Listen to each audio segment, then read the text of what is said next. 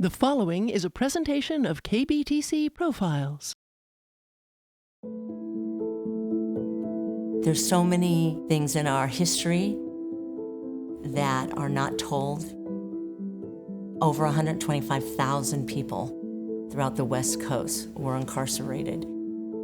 2/3 American citizens. They turned the Puyallup Fairgrounds into the Puyallup Assembly Center. These aren't just names. They're someone's mother, brother, child. These are human beings. I hope that people will try to bring their stories into the taught history of our country.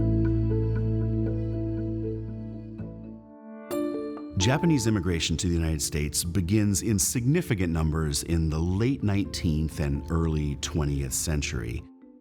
By 1907, native-born Americans were beginning to see Japanese immigration as a threat. The 1930s was a time of aggressive Japanese imperialism throughout the Pacific. So, at the time of the attack on Pearl Harbor in December 1941, the American public was already primed with this sort of anti-Japanese sentiment that had been brewing for decades. Executive Order 9066 was issued by Franklin D. Roosevelt in February 1942.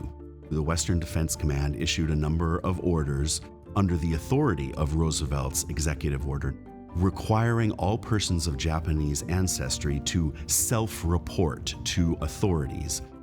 By 1942, there are about 14,400 persons of Japanese ancestry living in Washington State, most of them in King County, about half that number, 7,000, in Seattle. Upon reporting then, the internees were taken to Camp Harmony in Puyallup. 7,000 persons processed at that camp between April and August of 1942.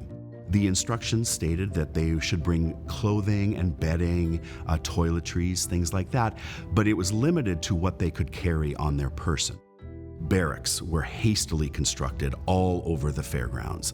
The entire camp is enclosed in barbed wire. They're under constant guard and supervision. There are nightly curfews. Movements within the camp were severely restricted. Japanese language reading materials could be confiscated. It was a very dire existence. They were orderly, and they seemed to be a harmonious people coming into Puyallup. And the next thing you know is you have on the paper a picture of the Seattle Japanese entering Camp Harmony. You know, no one told them it was the Puyallup Assembly Center. The military and the government are not going to be opposed to an assembly center, a concentration camp, being nicknamed Camp Harmony. I was about 9 years old, maybe 9 years and a half.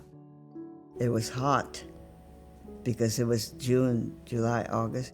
We were just not very knowledgeable about things going on because we didn't have the money to go to the fairgrounds. It was kind of exciting. We're here at the fairgrounds, oh boy.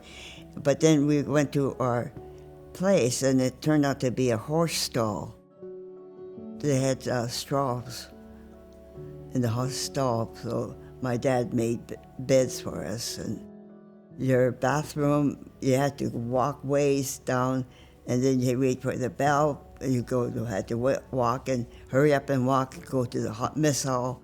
We didn't have nothing to do. We didn't have any books or anything because we couldn't bring anything with us. It's the parents that I really don't think I really appreciated as much as I should have. How did they manage taking care of the kids, doing the wash, taking us to the bathroom, making sure we got our food? It must have been just horrendous. But they're very strong. You do the best you can with what you get. And maybe that's how we survived.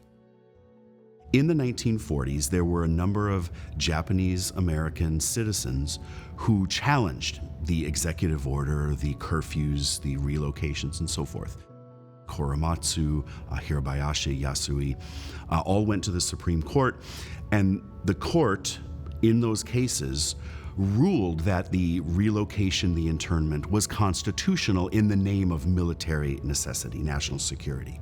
Crises of this magnitude in this nation's history are often accompanied by or even caused by the breakdown in institutions. Rather than think of Japanese American internment as something that happened in the past and has no bearing on our lives today, I think we should consider it as a cautionary tale for how institutional breakdowns might result in injustices in the present and in the future. You got to learn from the past and accept what wrongs you did. Learn from your mistakes, otherwise it's all wasted. We are in the Remembrance Gallery, and this has been a dream for many, many years. There's over 7,500 names on Monument right now. Our main thing was we wanted to be able to acknowledge and honor every single person who had been imprisoned in the largest concentration camp in the state of Washington. We are under the grandstand, a very rustic surrounding, and we have tried to put something very beautiful in it. This is our language. This is through our filters. This is everything from the Japanese American point of view. It's authentic, and above all, it's respectful. It's telling the truth of what was life like here in Puyallup. When we build something like this and we can make some connections with our young people, then I think their legacy will live on and their story will live on, and it's a way for them to personalize history.